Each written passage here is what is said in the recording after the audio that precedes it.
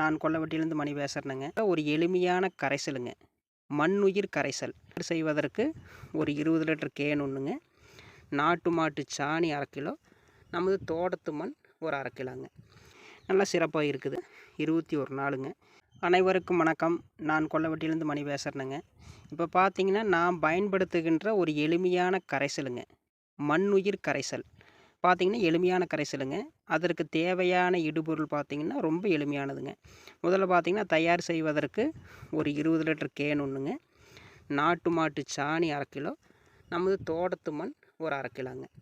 இதுதான் எளிமையான கரைசலுங்க. இதுக்கு மண்ணுயிர் கரைசல்னு பேர் வச்சுருக்கிறேனுங்க.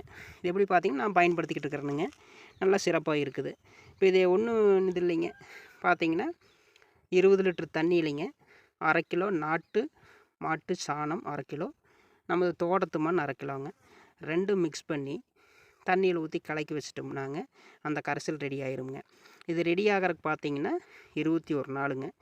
21 நாளைக்கு மேலே இதை நாம் பயன்படுத்தலாமுங்க. அதை மறுபடியும் எப்படி மல்டிப்ளை பண்ணுறதுன்னு ஒரு வீடியோ போடுறேனுங்க. இது செய்முறை விளக்கமுங்க. இப்போ பார்த்திங்கன்னா அது எப்படி ஆட் பண்ணுறோம்னு பார்க்கலாமுங்க. இதில் பார்த்திங்கன்னா நமது தோட்டத்து மண் 1/2 கிலோ எடுத்துருக்குறோமுங்க.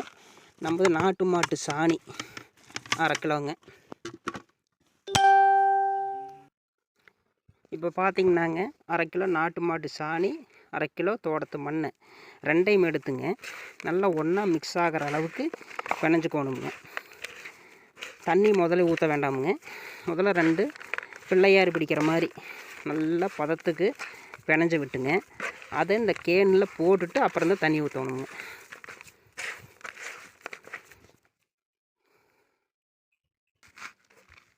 பதத்துக்கு ரெடி ஆயிடுச்சுங்க. இதை அப்படியே உருண்டை பிடிச்சி நாம்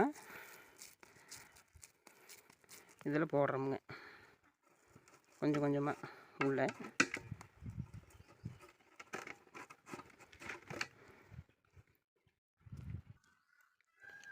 இப்போ பார்த்தீங்கன்னா நம்ம சாணத்தையும் மண்ணையும் பிள்ளையார் பிடிச்ச மாதிரி பிடிச்சு உள்ளே போட்டுக்கிறோமுங்க. இதை போட்டுட்டு உருண்டை உருண்டை தனித்தனியாக இருக்குங்க.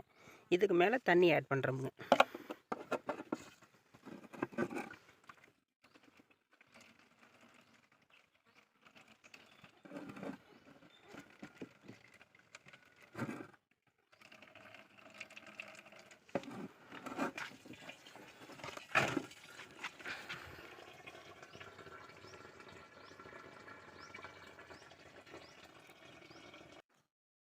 இப்போ தண்ணி நிறச்சாச்சுங்க. இதை நான் அப்படியே எது கலக்கவோ சுத்தவோ எதுவும் வேண்டியது இல்லைங்க. அப்படியே மூடி போட்டு ஒரு நிழல் பகுதியான வெயில் நிழல் எப்படி இருந்தாலும் படுற மாதிரி வச்சுக்கலாமுங்க. அவ்வளோதானுங்க. இது 21 நாள் இப்படியே இருக்கணுங்க. 22வது நாள் அது எப்படி தாய் திரவமாக மாறுது, அது எப்படி பெருக்கம் பண்ணுறதுன்னு அடுத்த வீடியோவில் பார்க்கலாமுங்க. நன்றி, வணக்கம்.